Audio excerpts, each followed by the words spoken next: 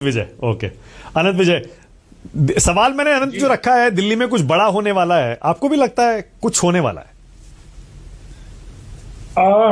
पद पर रहते हुए मुख्यमंत्री के जेल जाने से बड़ा क्या होगा ये मैं समझ नहीं पा रहा हूं। बड़ा जो होना था वो तो हो गया, अरविंद केजरीवाल जी तिहाड़ हुआ है, उससे बड़ा मुझे लगता नहीं है कुछ अभी दिल्ली में फिलहाल।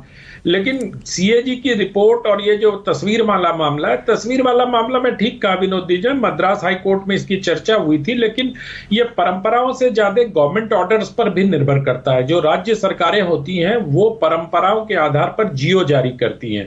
अब आप सबको याद दिलाऊं कि 2017 के पहले उत्तर प्रदेश में अंबेडकर साहब की तस्वीर लगाने की कोई परंपरा नहीं थी। योगी जी ने वो जियो जारी किया और अंबेडकर की तस्वीर लगाने के लिए उन्होंने किया। उसके पहले जिस केस की बात विनोद जी कर रहे थे महाराष्ट्र में, वो चेन्नई में, वहां भी परंपरा नहीं थी। वहां पेरियार की और तिरुवल्लुर की और राजगोपालाचारी की तस्वीर लगाने की परंपरा थी जो राष्ट्रपति, और वहां सबसे अजीबोगरीब स्थिति यह थी कि राज्य के सभी पूर्व मुख्यमंत्रियों की लगाई जाती थी।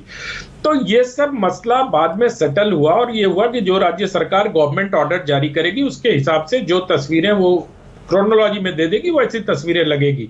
लेकिन चूंकि महात्मा गांधी कोई वोट बैंक नहीं है, उनके पीछे किसी विशेष समुदाय की एक भावनात्मक जुड़ाव नहीं है, इसलिए जब गांधी जी की तस्वीर हटाई तो उस पर आम आदमी पार्टी के लोगों को कोई फर्क नहीं पड़ा, क्योंकि गांधी जी के नाम पर एक वोट भी मिलेंगे कि नहीं मिलेंगे, हम जैसे लोग भले 2-4 वोट दे दें गांधी जी के नाम पर, लेकिन गांधी जी एक समुदाय विशेष के नहीं, वो तो पूरे राष्ट्र के पिता है, मेरा ऐसा मानना है। और गांधी जी अभी अगर अंबेडकर साहब का अपमान किया है भारतीय जनता पार्टी की सरकार ने, तो उस समय आपने गांधी जी का अपमान किया ऋतुराज जी, आपको यह ध्यान रखना चाहिए। और गांधी जी का अपमान कहीं से भी अंबेडकर साहब के अपमान से कम नहीं है।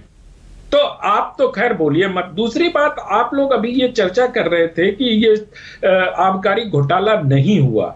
अरे कैसे नहीं हुआ भाई? अब जो सीएजी को जिसको सर्वश्रेष्ठ आबकारी नीति बता रहे हैं ऋतुराज झा जी बैठ के, इनसे ये पूछा जाना चाहिए कि जिस दिल्ली में 60% शराब 4 सरकारी कंपनियों से बिकती थी उसको आपने निजी कंपनियों के लिए खोल दिया। जो शराब 5% कमीशन पर बिका करती थी उसको आपने 12% कमीशन पर बेचना शुरू कर दिया। आपने जो टेंडर मंगवाए उसकी कोई जांच ही नहीं की, उसके फाइनेंशियल्स की कोई जांच नहीं की। तो इन सारी बातों से मैं ये नहीं कह रहा हूं, क्योंकि मैं अदालत नहीं हूं, मैं ये नहीं कह सकता हूं कि शराब घोटाला हुआ कि नहीं हुआ, लेकिन संदेह तो उत्पन्न होता ही होता है ना। इसमें क्यों ऐसा किया गया? क्यों उप मुख्यमंत्री ने या आबकारी मंत्री ने अफसरों की सलाह को नकारते हुए इस शराब नीति को मंजूरी दे दी? इन सब चीजों का जवाब तो दिल्ली सरकार मांगेगी अब जो सरकार आई है, और इसका जवाब आम आदमी पार्टी को देना भी चाहिए। और अभी भी अरविंद के, अगर ऋतुराज जी जिस प्रकार कह रहे हैं कि बड़ी अच्छी आबकारी नीति थी, तो सुप्रीम कोर्ट ने नियमित जमानत तो दी नहीं अरविंद केजरीवाल जी को।